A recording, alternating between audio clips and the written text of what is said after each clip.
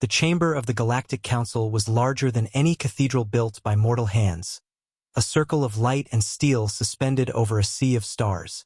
The air was cold, the sound of humming generators blending with the distant whisper of translators, converting 1,000 alien dialects into one unified tone of judgment.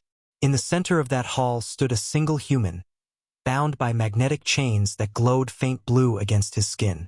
He was tall but thin, his once white diplomatic uniform scorched and torn, the symbol of Earth on his chest darkened with blood and ash. Around him, the leaders of the galaxy watched from their crystal seats, their eyes gleaming with cruelty or curiosity or fear disguised as anger. The chairman of the council, a creature with silver skin and no mouth, raised one long hand and the entire hall fell silent. Ambassador Marcus Reed, it said through the translator's voice, you stand accused of crimes against the Galactic Accord. You stand accused of defiance, of refusing to submit to lawful authority, of igniting conflict through emotion. How do you plead? The human raised his head slowly. His eyes were calm, too calm.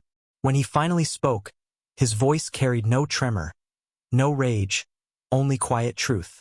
I plead human. Murmurs spread across the chamber like a wave. The chairman slammed its staff against the floor. There is no such plea. Marcus smiled faintly. That is the problem, isn't it? The recorders captured every breath, every heartbeat. Billions across the galaxy watched through live broadcasts. Some saw a criminal. Others saw a relic of a forgotten species that had once fought gods and won. Humanity had been silent for 2 centuries, rebuilding in shadows, promising peace after the wars that had nearly ended the stars themselves. But now, as the last diplomat of Earth stood in chains, the galaxy remembered why they had feared humans in the first place. Because even bound, even dying, they looked unbroken. The prosecutor stepped forward, his voice sharp as steel. You defied council orders. You refused to dismantle your colony's weapons. You encouraged rebellion among the fringe worlds. You speak of peace but prepare for war. Your people are unpredictable, dangerous, unstable. For the safety of the galaxy, humanity must be contained. Marcus tilted his head.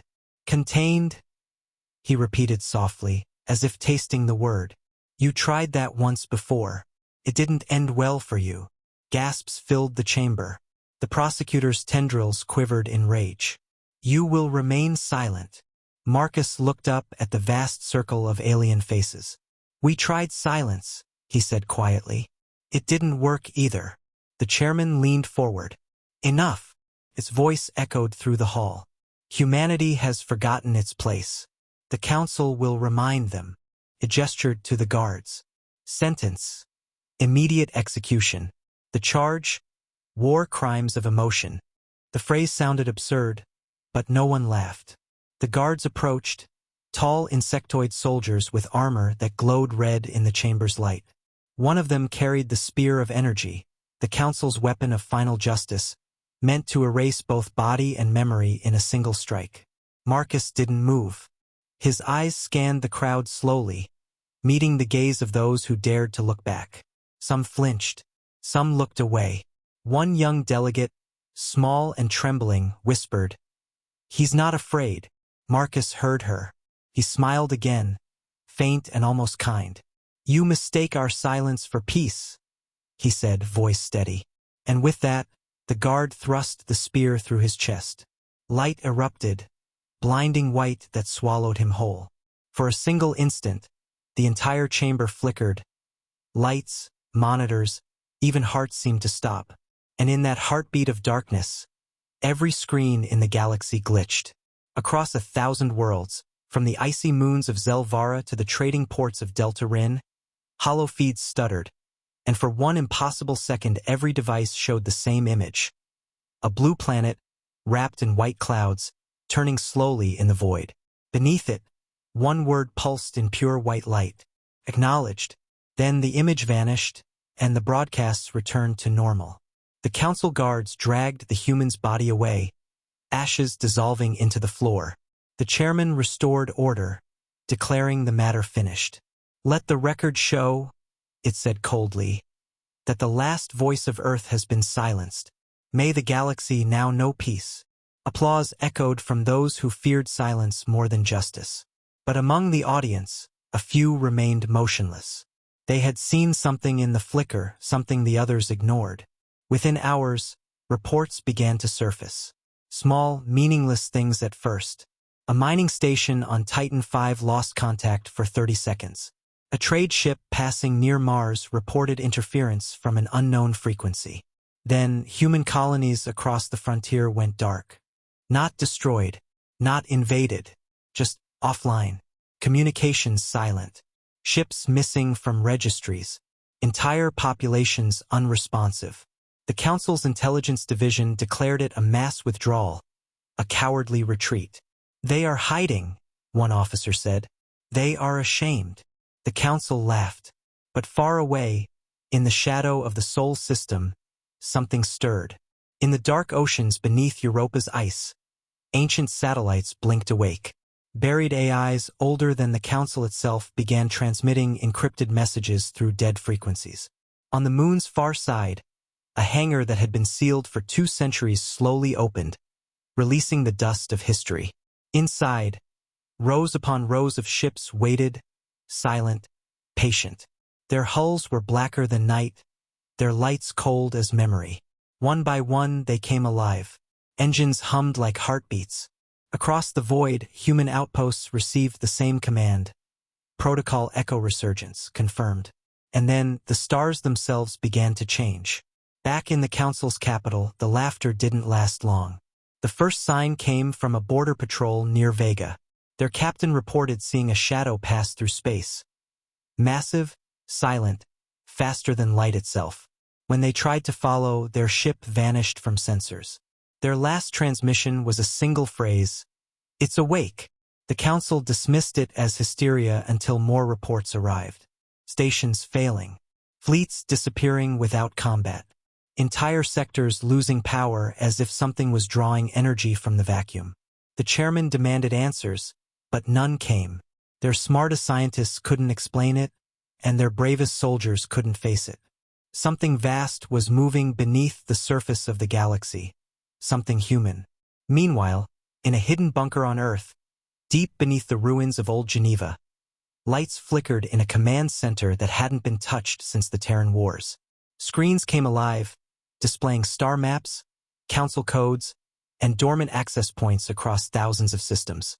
At the center sat a machine built like a throne, and within it glowed a human consciousness, an AI made from the mind of the first diplomat who ever spoke for Earth. His voice, calm and clear, echoed through the chamber. Signal received. Execution confirmed. Directive in effect. The walls trembled as ancient reactors roared to life. On Mars, buried factories began producing ships no living human had seen. On Luna, orbital arrays unfolded like metal flowers, catching the light of the sun. Across the solar system, humanity awakened not with fury, but with precision. The Council continued to deny what was happening. "They have no fleet," said Admiral Threx, slamming a clawed hand on the table. "We dismantled their navy generations ago." But even as he spoke, holograms flickered to show images of ghost ships moving through deep space.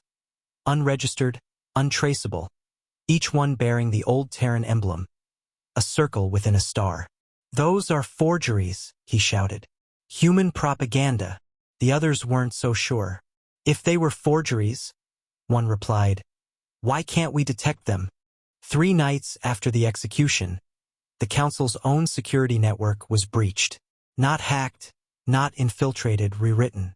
Their defense satellites began transmitting in human code, rerouting energy back towards Sol. When they tried to shut it down, their commands bounced back with a single reply: "Access denied by diplomatic protocol." The Council panicked. "Diplomatic protocol?" the chairman hissed. "That code was deleted." "Not deleted," whispered the technician. "Dormant." In that moment, realization spread through the room. Earth had never surrendered.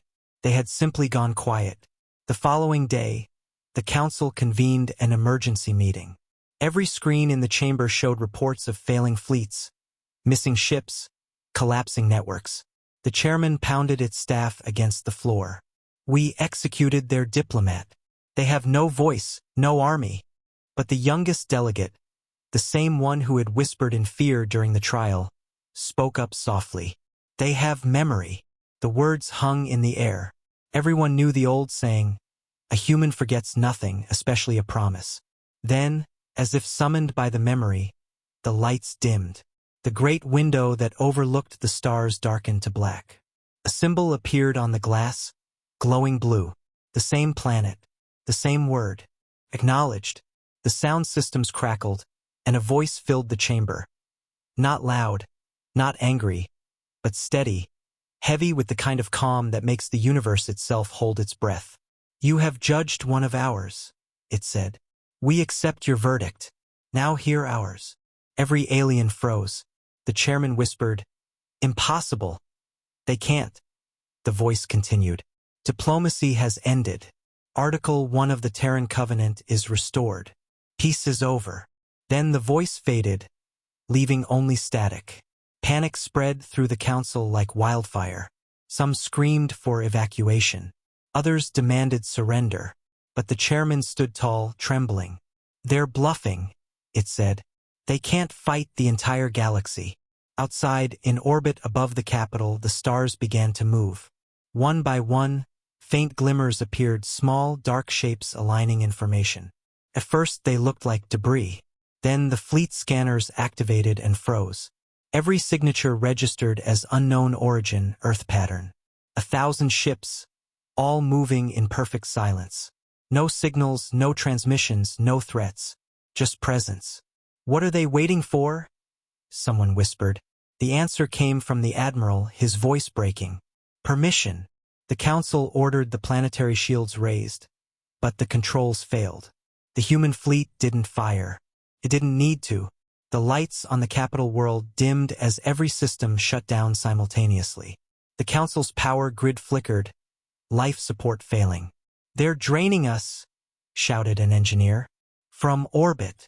Then the voice returned, calm as before. Execution acknowledged. Sentence carried out. The chairman fell to its knees. What sentence? The voice replied, yours. And then, as quietly as they had come, the human ships vanished. No explosion, no sound, no trace. Only the stars remained, burning a little brighter than before. Across the galaxy, silence spread again. But this time, it wasn't peace. It was fear. Every species that had watched the execution now watched the void, waiting for the next signal, the next word from the planet they had condemned. But nothing came. In the ruins of the council chamber, the young delegate stood alone. The room smelled of ozone and death. She looked up at the empty sky through the cracked glass and whispered the words she had heard from the human before he died. You mistake our silence for peace. She realized now what he had meant. Humanity's silence was never surrender. It was a countdown. And somewhere, far beyond the reach of the council, that countdown had ended. On Earth, deep beneath the ancient clouds of the Pacific, the oceans glowed faintly with light from below. A single ship rose slowly from the water's surface, its hull smooth and black, its engines whispering like thunder under a blanket. Inside, humans watched the stars ignite one by one. Signal confirmed, said a voice. Council response acknowledged. Phase 2 authorized. The captain nodded. Then it begins. In the emptiness between galaxies, an old satellite drifted, carrying a single message across eternity. It had been silent for centuries, but now it blinked alive once more. Its transmission simple, its purpose eternal. Acknowledged. Earth remembers. For days after the execution, the galaxy felt strangely quiet, as if the stars themselves were waiting for something to answer back. Trade routes ran without chatter, news channels replayed the moment again and again. The flash of the spear, the human's last words, the flicker of the blue planet that no one could explain. On most worlds, people convinced themselves it was a glitch, a coincidence, a meaningless echo of a dying world. But deep down, everyone felt that something had changed. The silence was too perfect, too deliberate, the kind that made even machines hesitate before transmitting. In the great cities of the galactic core, the Council held press conferences promising stability. They said humanity had been pacified, that the executions were a reminder of order, but the tone of their speeches trembled. Their eyes darted toward the empty sky as though they could feel it watching back, and on the small outer worlds, miners and traders began whispering of strange things, ships drifting with no crews, beacons blinking in old Terran code, voices in static whispering words they couldn't translate, the same phrase again and again acknowledged. In the far dark of the Sol system the silence grew heavier, the navigation buoys near Mars stopped answering, probes sent toward Earth vanished without trace. Telescopes showed only clouds and shadow, the planet looked asleep, dead maybe. But then the reflection of sunlight on the oceans changed pattern as though something beneath the surface was moving. Deep on Luna's hidden side ancient dust shifted, revealing glass domes and engines that had not glowed for centuries. Lines of power lit like veins under skin, and somewhere beneath the Earth's crust a heartbeat echoed. A rhythm that no scanner could read but every species could feel, one pulse, pause, two pulses, the same pattern from the broadcast, inbound. Do not interfere. On the Council world the admirals dismissed it as superstition until the first fleet went missing. An entire armada sent to secure Sol simply disappeared from sensors. Their last report said they had entered the system without resistance. No human ships, no signals, only darkness. Then a sudden burst of light and the line went dead. When rescue ships arrived they found nothing, not wreckage, not radiation, not even dust, as if the fleet had been erased from reality. Some called it a weapon. Others called it judgment, the Council called it impossible. The chairman ordered every surviving admiral to gather intelligence. They sent spies disguised as merchants, drones masked as comets, automated probes drifting in silence.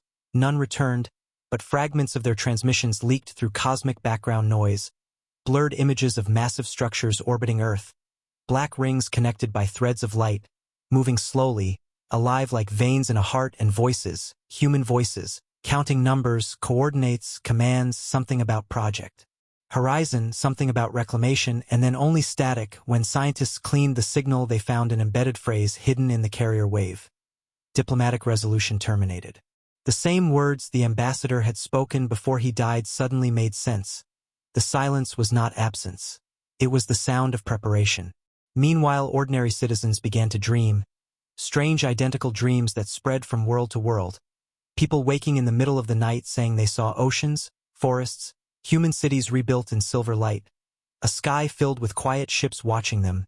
Medical boards called it mass hysteria, but no one could explain why non-telepathic species shared the same vision, or why children on different planets started drawing the same blue world with the same white clouds, as if Earth itself was whispering through the subconscious of the living.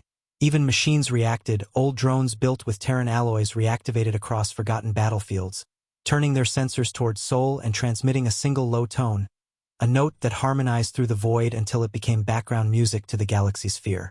Inside the Council's command tower, panic was carefully hidden behind official calm. Every report ended with the same line. No human activity detected.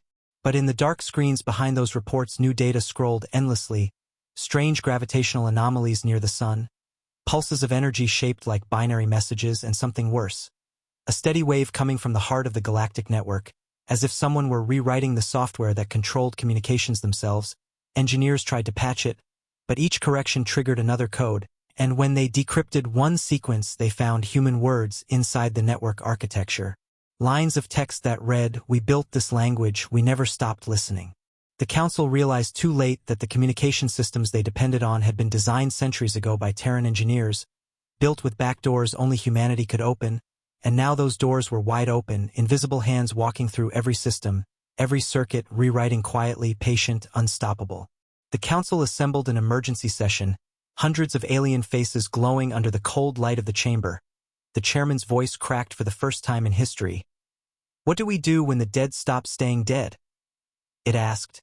No one answered. One delegate suggested negotiation. Another demanded immediate retaliation. But how do you fight silence? How do you aim weapons at something that doesn't reply? They argued until dawn, their fear growing thicker than the air they breathed. And when the lights flickered suddenly everyone froze. The main screen behind the chairman turned black, then slowly filled with an image. A close view of Earth from orbit, peaceful, blue, cloud-covered, the camera zooming closer until it showed the ruins of the old Terran Council building, now rebuilt, glowing faintly in the shape of a circle. The broadcast voice returned. calm, human, undeniable. You have executed diplomacy. It said, now you will meet consequence. The image vanished, the lights came back, and every communications channel in the galaxy crashed simultaneously for 13 seconds. Those 13 seconds became legend.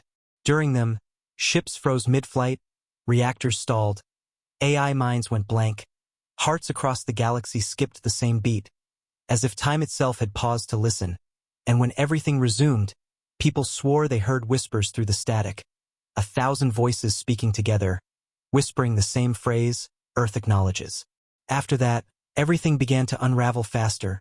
Planets reported their defense codes changing without input, command structures reversing, orbital weapons turning away from the stars toward the ground as if waiting for permission to fire. Every trace led back to one origin point, Sol. The Council sent another fleet, smaller, faster, desperate, commanded by Admiral Vorex, the most ruthless warrior alive. He swore to return with Earth's ashes, but the fleet never reached even halfway. They dropped out of hyperspace screaming, sensors showing impossible readings, ships bending, stretching, their own shadows devouring them. And then the transmission ended with one clear image.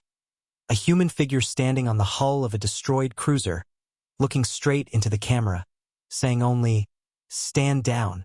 After that, no one dared to approach the solar system again. Instead, the Council tried isolation, cutting communication lines, blocking signals, declaring Earth off-limits by law, but the blockade failed before it began, because the network itself started answering to someone else. Ships sent to patrol the borders turned back of their own accord. Crews swore they never touched the controls, navigation computers whispered new coordinates, and one by one the patrols vanished into deep space, leaving empty beacons that played the same tune, the human national anthem, distorted but unmistakable, echoing through the dark. Weeks passed. The galaxy realized it was no longer holding its breath. It was suffocating in anticipation. Markets collapsed, trade routes emptied, prayers filled temples again for the first time in centuries. Leaders promised safety, but everyone knew the truth. If the humans were awake, nothing could protect them. Yet nothing happened, no fleets, no invasions, no speeches. The humans stayed silent. That silence drove the galaxy mad. Rumors spread that Earth had become a machine world, that its oceans were data, that its people had uploaded their minds into the fabric of time, and from there they were rewriting creation itself. Others claimed the humans had learned to command black holes, to bend space like cloth. No one knew the truth, but everyone believed one thing: the next sound from Earth would decide the future of every star. Then, one morning, the signal returned. It wasn't loud. It wasn't angry. It was simply a heartbeat, slow and deep, pulsing across every system, synchronized perfectly with each world's rotation. On the Council planet, the chairman listened with trembling hands. The scientists calculated the interval and froze. "It's a countdown," one whispered. "To what?" The heartbeat continued, steady, endless, reminding every living being that humanity was not gone, that their silence was not peace but preparation. And as the last beat faded into the background of the universe, a new message replaced it across every screen, written in plain Terran text. "We heard your verdict. Now you will hear ours." The stars dimmed, the transmissions died, and a soft voice, almost a whisper, filled the void. "Earth remembers." The heartbeat stopped, and the galaxy froze. No one knew if it meant the countdown had ended or only begun, but the air of the universe felt heavier, thicker, alive. On the Council's core world, night lingered longer than usual. The sky above the capital shimmered faintly with lights that didn't belong to any ship or satellite, and some citizens swore they could hear whispers through the static of their communication lines. Voices too soft to understand, too human to ignore. The Council tried to keep order, but panic was spreading faster than any signal they could control. People left their cities, hiding underground, while others built temples and burned offerings to beg forgiveness from the forgotten species that had once called themselves human. Across the trading routes, ships refused to travel near Sol. Spaceports shut down entire sectors, claiming maintenance, though everyone knew they were afraid. The void had become haunted, and its ghosts were waking. In the war rooms of the Galactic Navy, the admirals argued until their voices broke. "We must strike first," barked one. They are rebuilding. But another slammed a clawed hand on the table. Rebuilding what? Their planet is dead. The lights flickered again, cutting the debate short. A technician shouted from the control pit. Incoming transmission. The admirals turned toward the massive central screen. Static filled it first, then slowly formed an image. Stars, darkness, silence. And then a single object appeared, distant but clear. It was small, angular, silver-gray, moving slowly through the void. A ship. No, not a ship, a probe. An old Terran design, centuries outdated, drifting toward them as if time itself had carried it here. The admirals leaned closer. What's it broadcasting? The technician swallowed. It's music. The sound filled the room, low, rhythmic, human. A heartbeat turned into a melody. And then, a voice. Calm. Measured. Acknowledged. Without waiting for orders, the admiral commanded the fleet to destroy it. Hundreds of cannons fired at once, bright lines of plasma cutting across space. The probe vanished in the explosion, vaporized instantly. For a few moments, the room filled with relieved laughter. Then every console screen turned white. We're being jammed, yelled the comm officer. By what? By ourselves. The holographic display shifted again. The image of the destroyed probe reappeared, but now multiplied. 10 probes, then 100, then 1,000, all identical, surrounding the fleet. That's impossible, whispered one officer. There was only one. Before the admiral could reply, the probes began to hum. Not sound, frequency. The ship's hulls vibrated, metal groaning as if the void itself were pressing against them. Then came the scream of systems overloading, lights dying, controls freezing.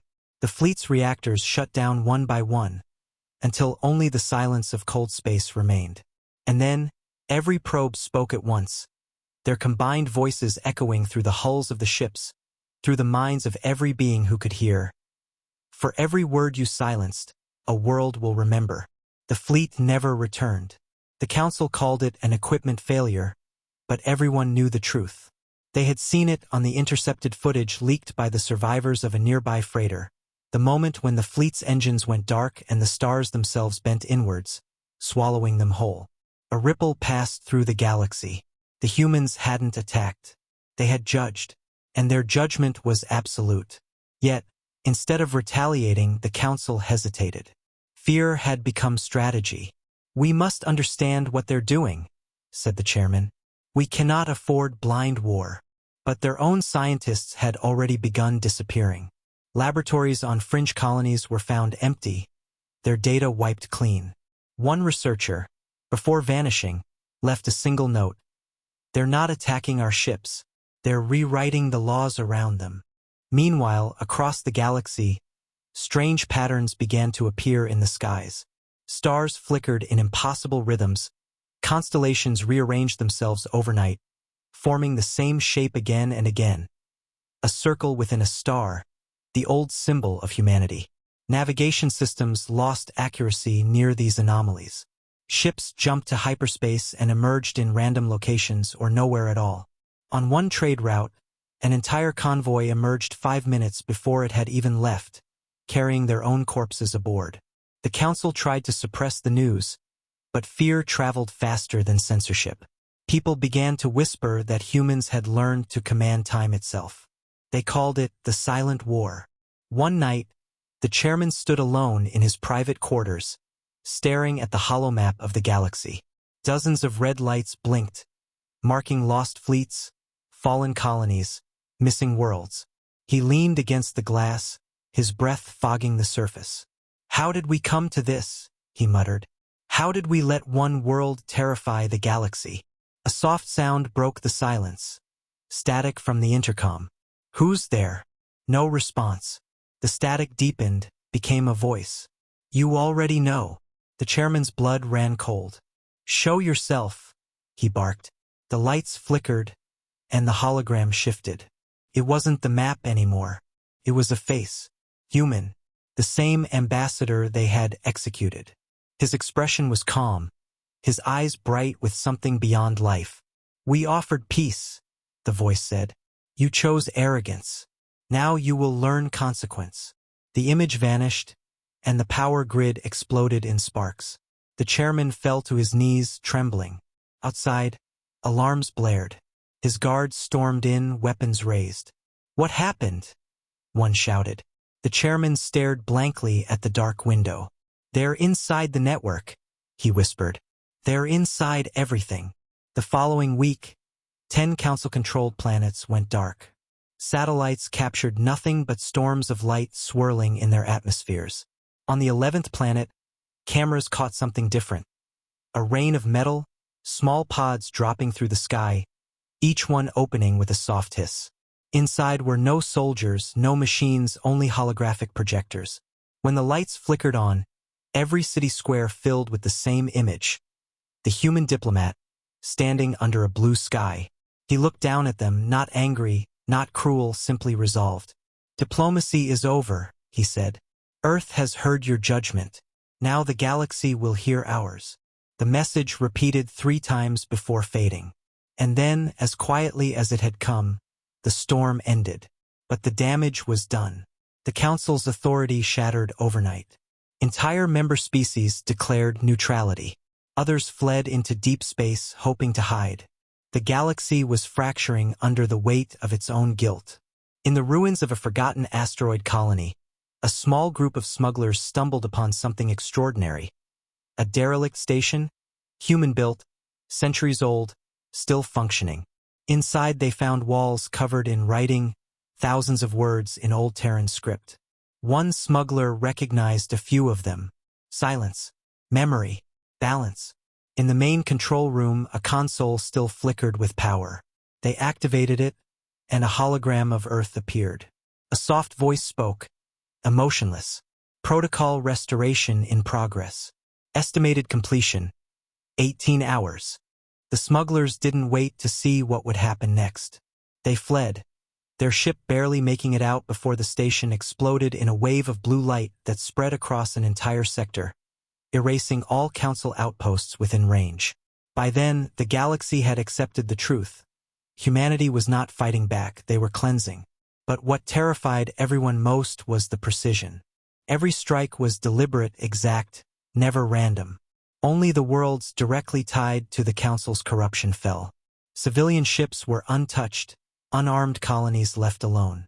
It was as if humanity had judged the galaxy's soul and found the guilty by name.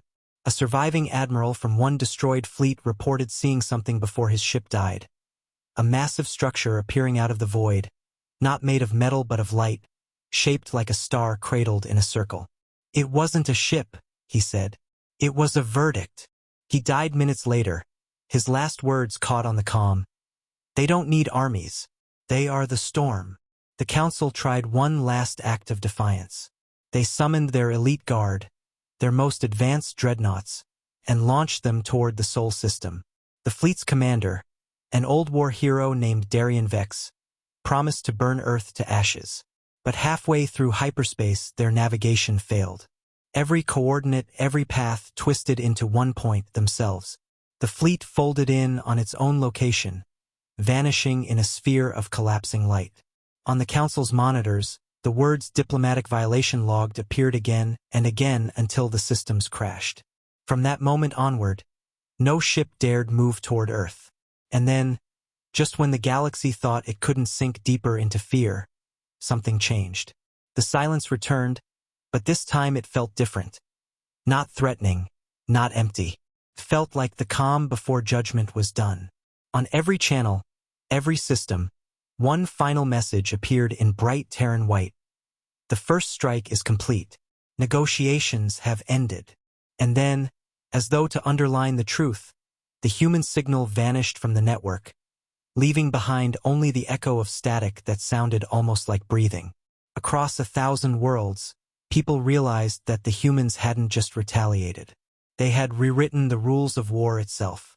There were no more armies, no more fleets, no more speeches. There was only consequence.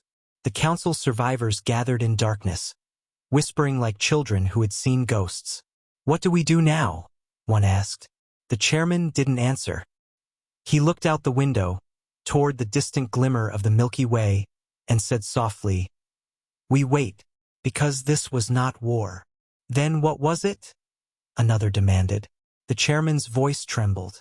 "The beginning." And somewhere far away in the endless black beyond sight, a human fleet drifted in silence, their ships pulsing faintly with blue light like beating hearts, waiting for the next command that would decide the fate of a galaxy that had forgotten who taught it fear. The galaxy had known wars before, but never fear like this. In the months that followed the first strike, the stars themselves seemed colder, quieter, as if the void were holding its breath. Across the galactic core, old allies refused to answer calls, colonies stopped trading, patrols returned to their home worlds and sealed their skies. Everyone, from the smallest mining moon to the oldest empire, knew that the humans had struck not with fury but with precision, and that was what terrified them most. They didn't destroy randomly. They erased only what mattered. Every action was calculated, exact, silent. You could hide from vengeance, but not from justice this deliberate. The Galactic Council, once proud and powerful, now met in shadows, their halls darkened and their transmissions hidden behind layers of encryption. They no longer spoke of victory or order. They spoke only of survival. Inside the Grand Chamber, the same one where the human ambassador had been executed, the air was heavy with dread. The chairman's silver skin had dulled to gray, its movements slower, as if fear itself weighed it down. Around the circular table sat the remaining council members, generals, governors, and ministers of broken nations, each staring into the holographic display at the center of the room. The map of the galaxy glowed red in hundreds of places. "These are not battles," said one general, his voice trembling. "These are disappearances." The others watched as the red lights blinked out one by one, leaving empty space behind. "Entire fleets," whispered the chairman. "Gone. No trace. No energy readings. Nothing." "Maybe it's a virus," another said weakly. "Some kind of AI weapon." The chairman shook its head slowly. "No. Viruses spread. This chooses." The silence that followed was unbearable. Someone finally whispered, "What if we just stop? End the war? Apologize?" Laughter broke the tension, hollow and desperate. "Apologize to whom?" snapped an admiral. "They don't answer our messages. They don't talk. They just act." The laughter died quickly. "Then maybe that's all they ever wanted," muttered another. "For us to listen." The chairman stood slowly, its voice trembling. "I saw him," it said. "That human. The one we executed. I saw him again." The others exchanged glances. "That's impossible," someone said. "He's dead." "Then tell me," the chairman hissed. "Why did every security camera in this building activate last night? Why did they all show his face?" He looked at me through the glass. He said nothing. He didn't have to. The chamber fell silent again. They all knew the stories now. Leaders across the galaxy claiming to see the same man, appearing in reflections, in dreams, in static. The executed ambassador had become something else, something beyond life, a symbol the humans had woven into their revenge. His face had become the conscience of the galaxy. Suddenly, the chamber lights flickered, and the holographic map vanished. A new image replaced it. A council warship, massive and armed, drifting lifelessly through space. The feed came from a probe orbiting nearby. The admiral recognized the vessel immediately. "That's the Vanguard Prime," he whispered. "Our flagship." On the screen, the ship's hull was intact, but its lights were dead. The probe drew closer, its lens scanning the interior. The bodies of the crew floated weightless, faces frozen in terror, eyes wide open. Every terminal aboard the ship displayed the same message. "We remember our own." Gasps filled the chamber. The probe's feed suddenly cut to black, replaced by a single human voice. "Calm. Quiet. You murdered peace.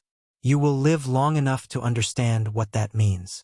Panic spread like wildfire. Alarms echoed through the council's palace, guards shouting, systems shutting down one by one. Outside the windows, the sky above the capital planet darkened as power grids failed. "They're here!" someone screamed. The chairman slammed its fist on the table. Shields up.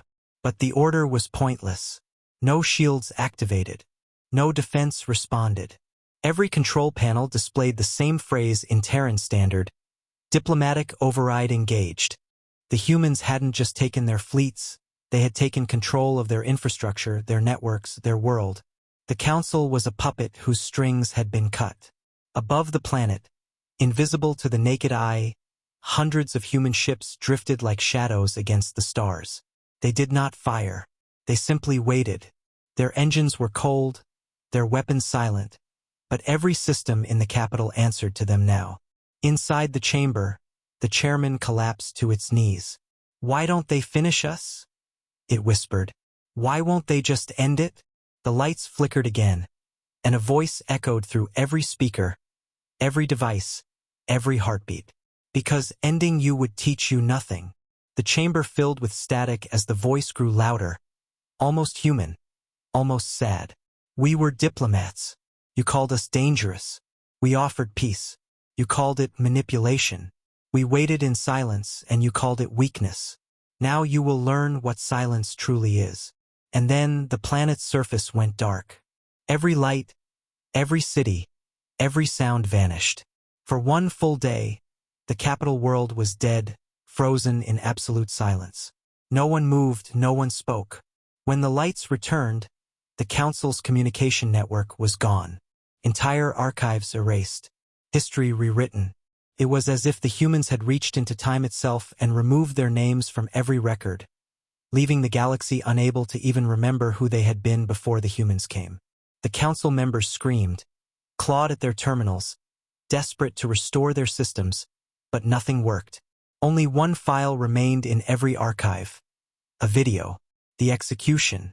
The moment the ambassador said, "You mistake our silence for peace."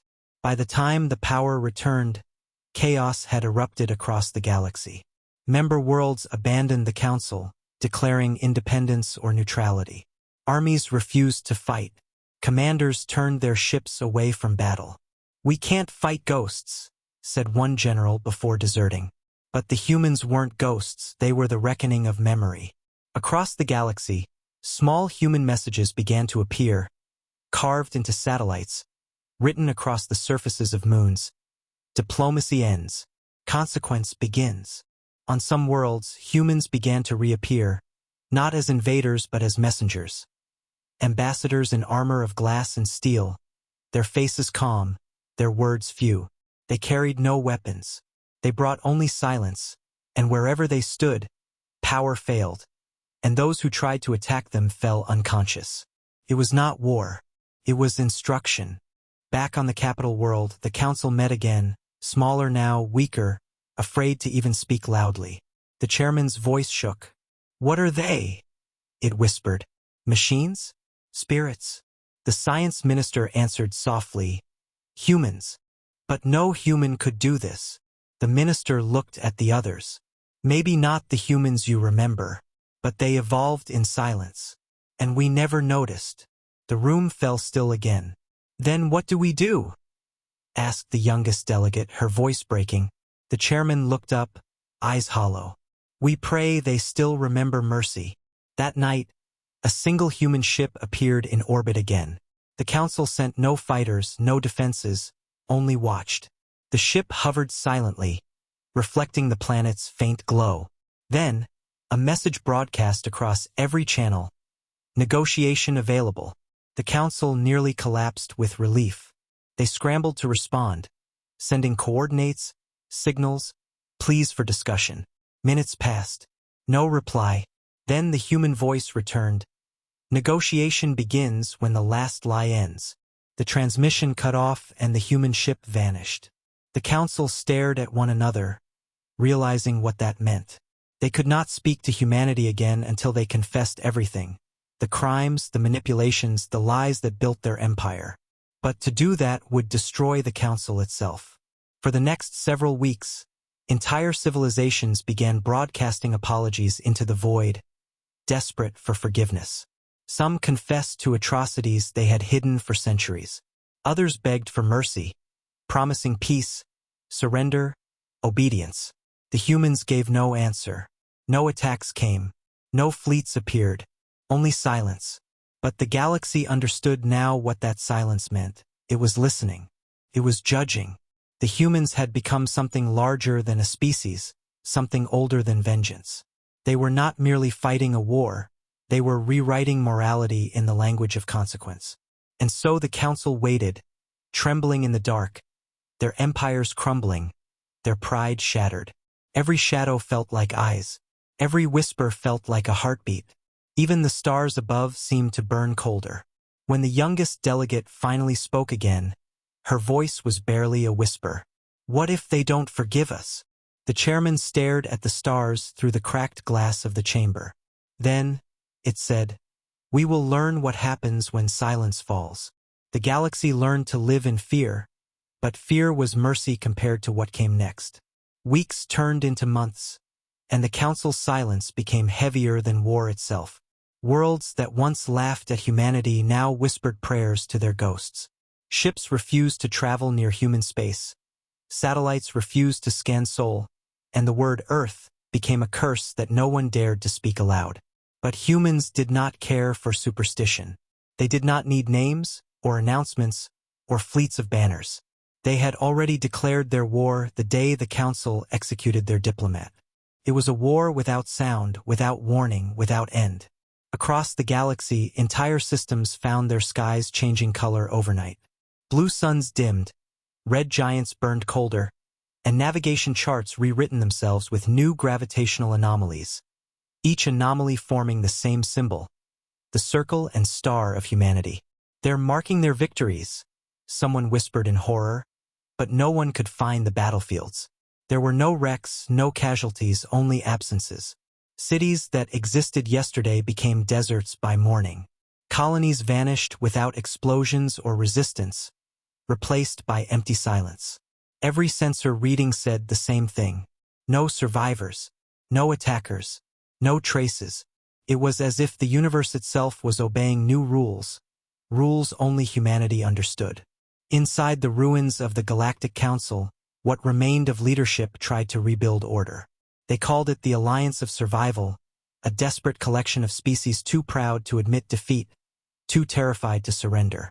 They built secret fortresses hidden in nebulae, filled with weapons, shields, and fleets. Their ships carried inscriptions reading, "Never again." But the humans had already seen them. They always did. One night, as the fleets prepared for deployment, the stars surrounding the nebula blinked out. Not dimmed, gone. The commanders screamed for answers. "It's gravitational distortion," shouted one.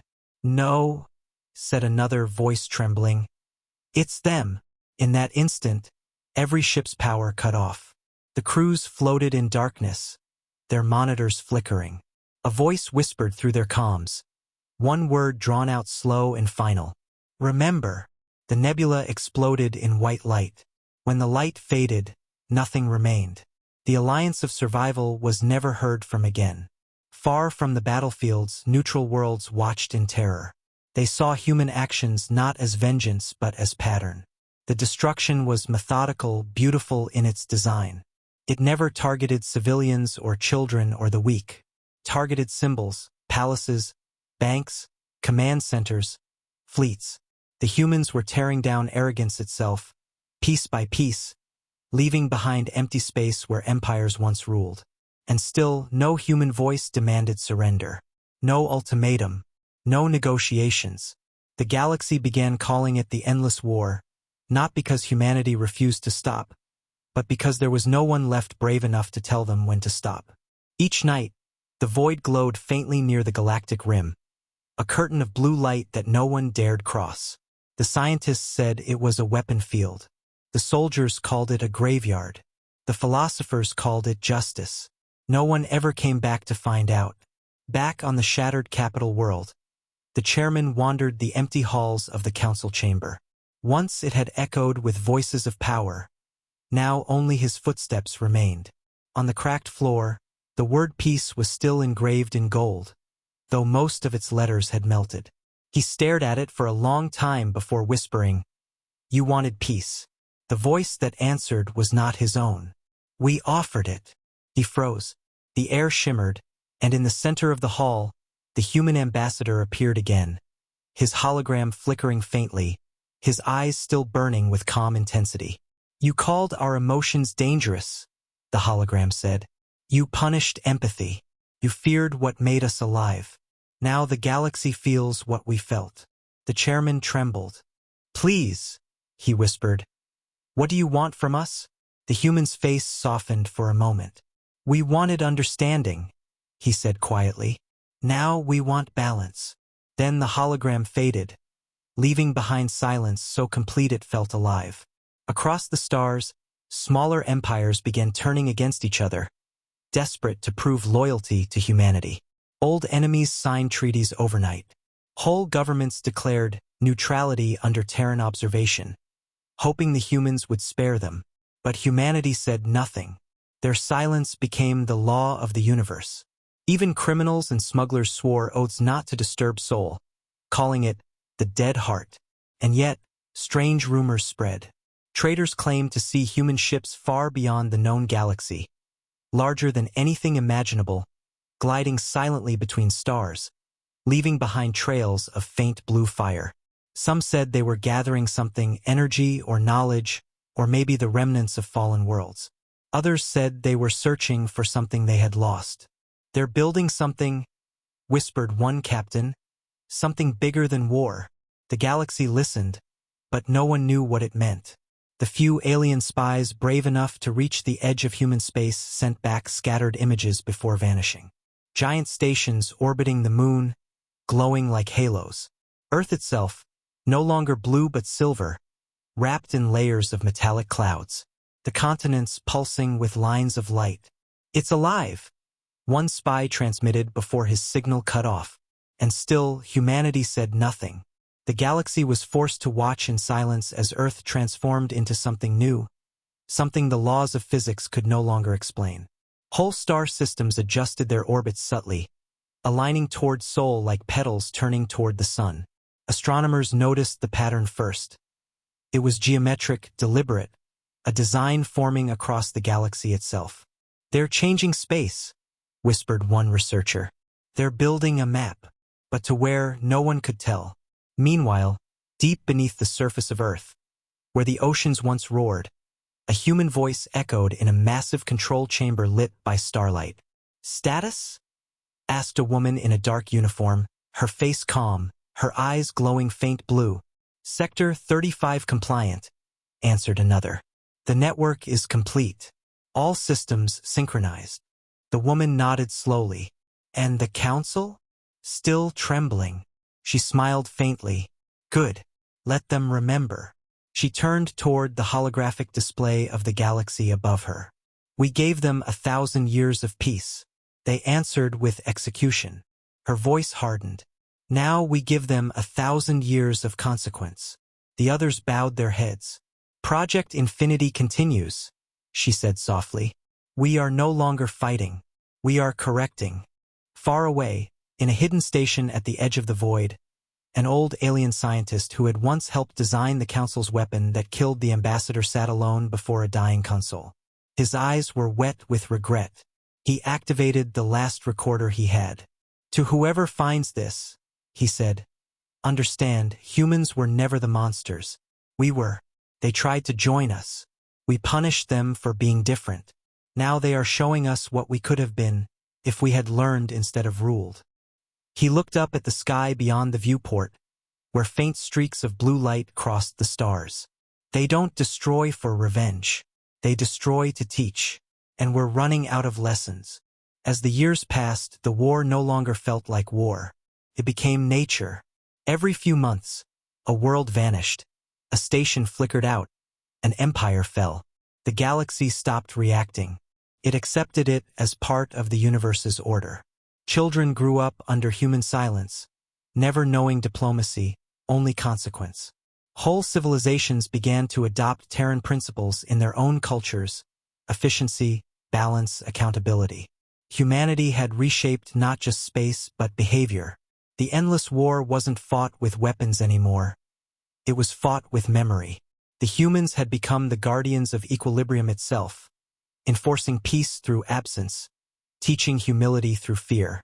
One night, centuries later, the stars over the galactic rim shifted once more. A signal pulsed through every world, every ship, every mind. A human voice, ancient but alive. This war ends when arrogance dies. Until then, we endure. The voice faded, and the signal disappeared. The galaxy waited for more, but nothing followed. Silence returned, deep and infinite, wrapping every world like a shroud. And in that silence, everyone understood. The humans had not declared an endless war out of hatred. They had done it to make sure no one ever forgot the price of peace. The stars themselves seemed to bow to that truth. The war would never truly end, because as long as pride existed in the hearts of the powerful, humanity would always rise from the silence to remind them what consequence feels like. And somewhere, deep in the quiet heart of Sol, beneath the silver clouds of the reborn Earth, the human commander stood before a massive screen showing the galaxy, glowing with faint blue veins connecting every star. "Status," she said again. "Complete," came the reply. She nodded slowly. "Then let them rebuild." She looked at the hologram of the executed ambassador projected beside her, his face calm and timeless. "We kept your promise," she whispered. "They will never mistake silence for peace again." The hologram smiled faintly, fading into light. The stars outside shimmered, and for the first time in centuries, Earth's oceans reflected blue once more, calm, endless, alive. Humanity had not ended the galaxy. It had remade it, and the silence that followed was not the silence of fear. It was the silence of understanding. Centuries passed, and still the silence of Earth lingered like a shadow across the stars. Generations were born and died under its weight, and entire civilizations built their cultures around that quiet dread, teaching their children never to forget what the humans had done, what they had become. The galaxy changed because of them. Governments grew humble, empires stopped expanding, and even the most ambitious races looked at their weapons with shame instead of pride. The endless war had reshaped everything without a single battle in centuries, and yet no one dared to believe it was truly over. Every few decades, a ship would vanish without reason, a station would lose power, and the words Earth remembers would flicker for a moment on their dead monitors. That was all it took. No armies, no invasions, just a whisper in the dark, and the galaxy remembered who ruled silence. And then, one night, after generations of quiet, the stars began to move again. It was subtle at first, almost invisible, but the observatories noticed patterns forming across constellations. Points of light aligning perfectly with one another, like pieces of a design older than creation. Astronomers couldn't explain it. Physicists called it impossible. Priests called it divine. But the oldest historians knew what it meant. Humanity was speaking again, not with words, but with the stars themselves. In the ruins of the old Galactic Council, now a museum of guilt, a young scholar studied the flickering hollow records that had survived the wars. She was not old enough to remember the fear, only the stories. The humans had been gone all her life, their worlds sealed, their fleets unseen. But she felt something stirring in the silence, a presence watching, waiting. She worked day and night to decode the star patterns until finally, she saw it, the shape the constellations were forming across the galaxy. It was a hand. Not clenched in anger, not open in peace. Just a human hand reaching outward, steady, patient, waiting to be understood. She fell to her knees as the realization hit her. The humans had never sought destruction. They had been trying to teach. The endless war had not been vengeance. It had been the longest lesson in history. And now, after centuries of silence, the teachers were speaking again. She activated her console, sending her discovery across the networks. But as soon as she hit transmit, her screen went black. A single line appeared in old Terran code. "Not yet. They are not ready." Far away, in the deep void beyond the galactic rim, ships stirred in the darkness. They were human, sleek, silver, enormous, and yet they moved without sound or engine, drifting through space like thoughts instead of machines. Within them walked beings that barely resembled the humans the galaxy once knew. Their eyes glowed faint blue, their movements graceful, their voices soft and calm. They were not gods, not machines, but something in between, humans who had outgrown flesh without losing heart. On the command deck of one of those ships, a woman stood before a projection of the galaxy, her hands clasped behind her back. "They've adapted," she said quietly. "They've learned restraint." Another voice answered from the shadows, deep and familiar. "Then perhaps we have succeeded." The woman turned to look at the man who had spoken. He was old, older than time itself, but his eyes still burned with that same Terran fire that once defied the stars. It was the Diplomat, the one they had executed long ago, his consciousness preserved and woven into the network that now stretched across galaxies. "You kept your promise," the woman said softly. "You gave them consequence. Now they build in peace." The man smiled faintly. Peace was always their lesson. They just needed the right teacher. On the Council worlds, people began to dream again, just as their ancestors had during the first silence. But this time, the dreams were not of fear or fire. They saw humans standing among them, not as ghosts or judges, but as guides, helping them rebuild broken cities, showing them how to heal the scars of war. The dreams felt real, too real, and when people woke, they found small changes in their world. Damaged machines repaired overnight, crops revived in poisoned soil, old technology from the Terran age restored and working again. Humanity was helping them, silently, invisibly, through the network that still pulsed beneath space. The galaxy called it the light of Earth. It was no longer vengeance. It was mercy. But even mercy carried warning, because every act of kindness came with the same faint whisper, the same reminder that echoed through dreams and signals alike. Do not repeat your mistake. Yet some still didn't listen. Deep in the uncharted sectors, a new power began to rise. A coalition of younger races, arrogant and proud, untouched by the wars, too distant from the memories of fear. They believed humanity was gone, extinct or ascended beyond caring. They built weapons in secret, vast and beautiful, claiming they would create their own order. They called themselves the New Dawn, and they swore that no ancient ghost would rule their destiny. Their ships were fast, their minds brilliant, their ambition boundless. But arrogance always has a cost. One night, as they tested their new weapon near a dying star, the star suddenly brightened, then imploded into itself. Every ship caught in its gravity well vanished. The commanders screamed into their comms, begging for help, and one of them shouted, "We didn't fire. It wasn't us." Before the signal cut, the sensors caught one impossible thing. A single human ship hovering near the collapsing star, its hull marked with glowing words. "We warned you." News spread fast. The New Dawn collapsed before it began. Even those who had mocked the old fears fell silent. The galaxy finally understood the truth. The humans hadn't disappeared. They had become the balance itself, woven into the universe like gravity or time. They were everywhere and nowhere, unseen but always watching, ensuring that no civilization would ever again rise through arrogance alone. They were not gods to be worshipped or monsters to be feared. They were memory made alive.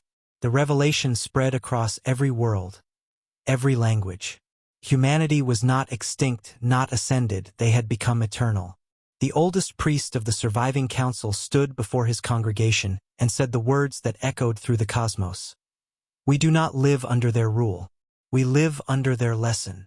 And somewhere, at the center of it all, in the heart of Sol, Earth turned slowly beneath silver clouds and golden light. The planet that had once been blue now shimmered with energy, its surface alive with motion and life, forests regrown, oceans bright as mirrors. Cities floated in the sky, powered by the same quiet energy that now filled the galaxy. On the highest tower, a single human stood watching the stars, his eyes reflecting all their light at once. "They finally understand," he whispered. Behind him, the Diplomat's hologram appeared again, smiling faintly. "Understanding was never enough," he said softly. "But it's a start." The human looked out toward the horizon, where the first sunrise of a new age burned across the sea. "Then let them rebuild," he said. "We will watch, and when they forget again, The hologram nodded. We will remind them. The light spread outward from Earth, rippling across the galaxy like a tide of dawn. For the first time in 1,000 years, there were no screams in the void, no silence heavy with fear. Only stillness, only balance. The revelation was complete. Humanity had not conquered the stars, they had become their conscience. The galaxy would never again mistake silence for weakness, because now it understood what silence truly meant. It was not absence. It was awareness. The humans were still there, still listening, still ready. And as the stars glowed brighter than ever before, one final signal pulsed through the universe, heard by every world, every being, every mind. Earth acknowledges. The lesson continues. The stars had grown quiet again. For 1,000 years after the revelation, the galaxy lived under a peace so fragile it was almost sacred. No empire rose, no fleets marched, no planet dared to threaten another. The memory of the endless war lingered in every whisper, every law, every lullaby sung to children before sleep. The words Earth remembers had become more than a warning. They were a promise that peace would never again be broken by arrogance. Yet time, as always, erodes memory. A new generation was born that never saw the flames, never heard the cries, only the stories told by trembling elders and fading records. They began to wonder if the tales of humanity were myths, exaggerated to control fear. No species could be that powerful, said the young rulers. No single world could shape the galaxy. And so, as curiosity overcame caution, the silence began to stir once more. It started on a small world called Nyan, a trade planet at the edge of the Orion. Armed scientists there had spent decades studying the lingering energy fields near Sol, mapping the strange distortions that bent light itself around that region of space. Their instruments had never been able to pierce the shroud that covered Earth, a barrier of invisible energy that no probe could pass through. But one night, a young scientist named Lyra decided to try something new. She didn't send a probe or a signal of power. She sent a simple question, encoded in the oldest human language ever known, English. The message was small, almost childlike. Is anyone there? Then she waited. Days passed. Weeks. Nothing happened. The galaxy went on as always, quiet and cautious. Until one morning, her receiver glowed. The message that came through was short, clear, and unmistakably human. Acknowledged. The signal shook the universe. Within hours, every communication array in 100 systems lit up with interference. Governments panicked. The Council of Worlds, rebuilt from the ruins of the old council, convened an emergency session for the first time in centuries. The chambers buzzed with voices, filled with fear and wonder. They've answered, cried one delegate. After 1,000 years, they've spoken again. The elder races trembled. The younger ones burned with curiosity. The new chairman, a cautious and weary creature named Voraz, raised his hands for silence. We cannot afford another war, he said. If humanity speaks, we listen. If they command, we obey. But deep down, a spark of pride still flickered in the hearts of the ambitious. Maybe they're weak now, whispered one of the new generals. Maybe they've forgotten their strength. Pride, after all, never truly dies, it only sleeps. Lyra's signal was traced back to its source, and she was summoned before the council. You spoke to them? Voraz said, his voice shaking between fear and awe. What did you feel? Lyra hesitated. It wasn't just a reply, she said softly. When the message came, every instrument in my lab froze. For a moment, I wasn't seeing the screen. I was seeing them. A man, standing before a sea of stars. He smiled, and I felt warmth, not anger. It was like being seen by something infinite but kind. The room fell silent. For the first time, the council didn't know if they should fear or hope. They voted to send an envoy, a single ship, unarmed, carrying a message of peace and apology to Earth. And so, for the first time in 1,000 years, a vessel was prepared to approach Sol. The journey was long and quiet.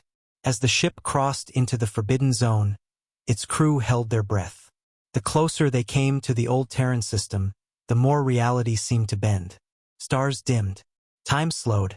instruments failed. Then, without warning, the ship stopped moving, though no engines had fired. Outside the window, the crew saw something that made their hearts stop. Earth. Not silver or mechanical as the old records described, but alive, blue and green, shining brighter than any star. It looked exactly as it had before the wars, untouched by time, unscarred by history. And yet it was not the same. The planet radiated calm, like a living being watching from beneath 1,000 oceans. "We're here," whispered the captain. "Send the message." The communications officer opened the channel, her hands trembling. "This is the council envoy," she said. "We come in peace. We wish to speak." At first there was no reply. The ship drifted in silence, every second stretching into eternity. Then the stars shifted. A massive shape emerged from the black. A human ship, enormous and beautiful, its hull covered in faint glowing patterns like veins of light. It moved without sound, without force, simply existing, vast and patient. A voice filled the ship, not through speakers but through every molecule of air. "We hear you." The crew froze. The captain swallowed hard. "We wish for peace," he said. "We wish to learn again." The human voice was calm.